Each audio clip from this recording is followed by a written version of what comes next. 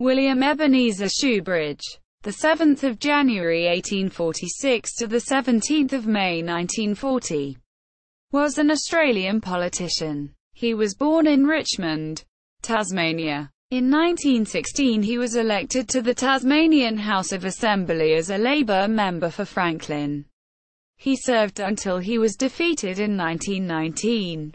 He was re-elected in a recount in 1922 and in 1925 switched seats to Wilmot. He was defeated again in 1928 but returned for a final term from 1929 to 1931. He resigned from the Labour Party in 1932. Shoobridge died in Hobart in 1940. His father Ebenezer Shoobridge, brother Louis Shoobridge, Sr. and nephew Rupert Shoobridge were all members of the Tasmanian Parliament.